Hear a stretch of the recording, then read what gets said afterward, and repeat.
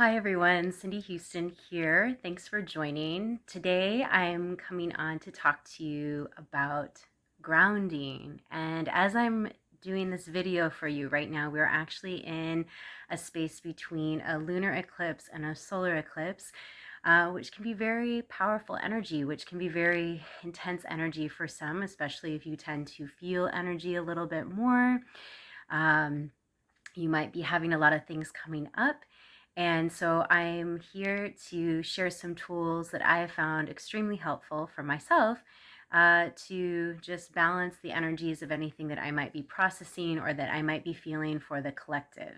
So a really great technique is to practice ways of grounding. So some of us might say, well, how do I know if I even need this technique?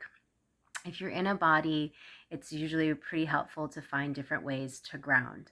Grounding energy is considered to be earth energy. It's very nurturing, it's very supportive. And coming into this life, it's always good to find ways to feel support and to find ways to nurture yourself. So how can you know that grounding might be helpful, a helpful technique? Well, one is you're feeling anxiety.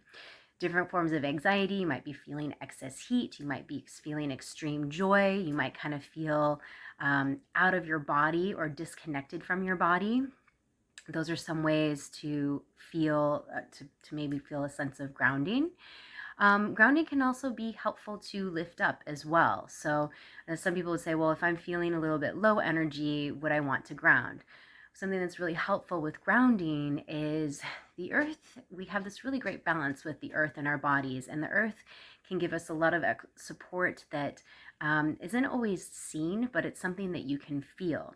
So a great technique that I like to recommend to people, it's can be very simple, is just find a place to lay on the ground. And what I would encourage is to actually lay belly down. So some of you might be familiar with yin and yang.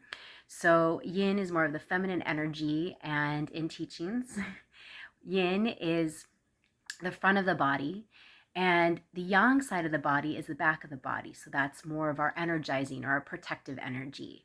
And so taking time to lay down onto our belly can be very nurturing for our yin, so that more receptive side. So supporting, maybe it's hard for you to receive. Sometimes it's hard to receive when we're needing to ground. So that's a very simple way to practice receiving. And then what I would suggest is you practice laying belly down. And if it's hard for you to get on and off the floor, just do this on your bed. And then I would practice that 6-count breath, which you've probably heard me talk about, of just inhaling through the nose.